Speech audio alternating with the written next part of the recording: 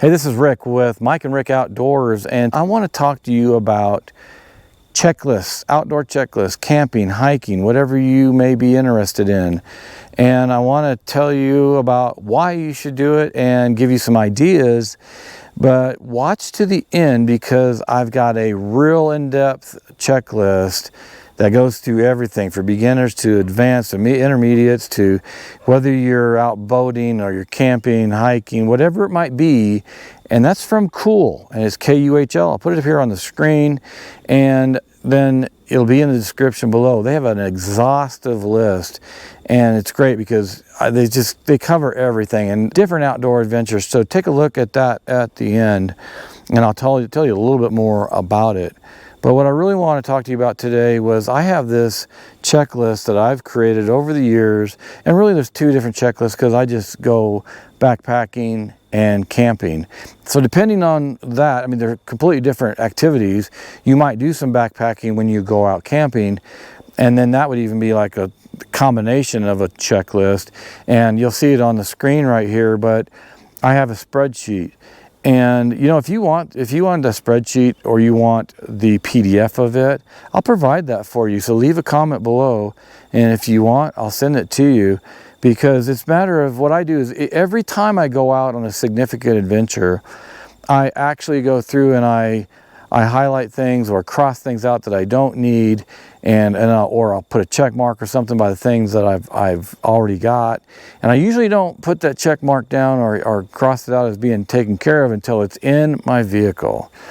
But I want to just say quickly here, it is important to have a checklist, because there's so many things, and sometimes you're in a hurry and you're trying to get out, and I've forgotten some. I've had all the really important things, but one time I forgot, because I make my cot on a camping trip. I do a cot, and I'll put sheets on it with sleeping bags over top, more like a comforter. I mean, it's like sleeping like home. It's a big REI cot that I have. And actually, I'm going to be testing the Cabela's lounge cot, and I will have an image on the screen here and information in the description below for it. And I'm going to be testing that out here this coming weekend. But I go out and I mean, it helps me sleep like I'm almost at home, because I also put a 3-inch memory foam on it. But one time I forgot the sheets. Another time I forgot a pillow.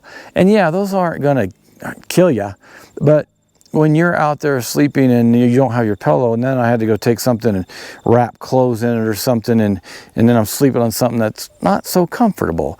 And then the other time without the sheets, okay, fine, I'm camping, I don't need the sheets, but it is nice. I've realized when I'm car camping, I don't car camp.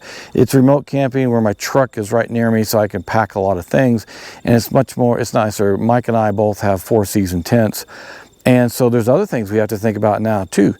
Is it cold weather camping?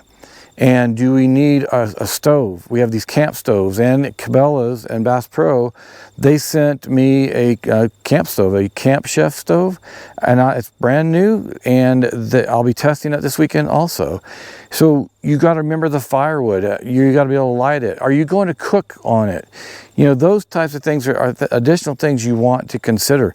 And cooking utensils, pans, or, you know, however, whatever you do, and the food, you know. So sometimes like we'll do is we'll go get a Papa Murphy's pizza. Well, we put it in a cast iron skillet. We need a lid on top of it. We cook it on low, but it cooks really fast. Put some olive oil in it, and it's awesome. Tastes great. I did a video on that. If you want to see that, when I did that, how I cooked that, there'll be a link right here on the top right and in the description below. Boy, it tastes good. When you're camping, man, food tastes really good a lot of times. Hey, I'd like to take this time to ask you to please like, subscribe, share, and turn on notifications so you'll be alerted as soon as I put out new videos. So you can see with the few things I've already told you about, the few mistakes I've already made, you know, make sure that you use that checklist. And one thing I think some people don't think about, make sure you have a satellite communicator. These are number 1 and number 2 at the top of my checklist. If you're going out camping, I'd always make sure you have a water filter system.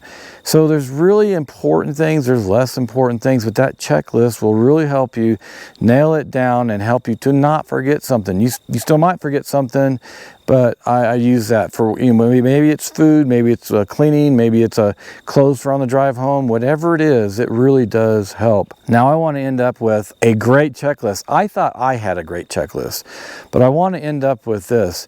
And I'm going to do a separate video on this KUHL checklist. But there's links in the description below about the KUHL checklist, from camping to hiking or boating, or I think they even have something for glam camping. You know, everything that you can think about as far as what you might need, they have an exhaustive list. And then they have the checklist that you can go download. They have different outdoor activities, and they have information if you're a beginner, immediate, or advanced. And it's just an exhaustive checklist. I'm going to have links to that, plus also their clothes. Mike and I, you can see I'm wearing their hat right now, and they've also given us some pants, and in the past, last year, they're sending us some more gear now, and it's great clothing. Yes, it does cost a little bit. In fact, I've got their KUHL pants on right now. I got 3 pairs of their KUHL pants, and they're very comfortable. I love them, and their hat is super comfortable. I'm not joking. It is the most comfortable ball cap that I have, and of course, you want to be wearing the right things. They have some beanies, things like that. So depending on the weather, you're fishing, you might want to have a broad rim cap. So, you know, they just have a lot of great clothes.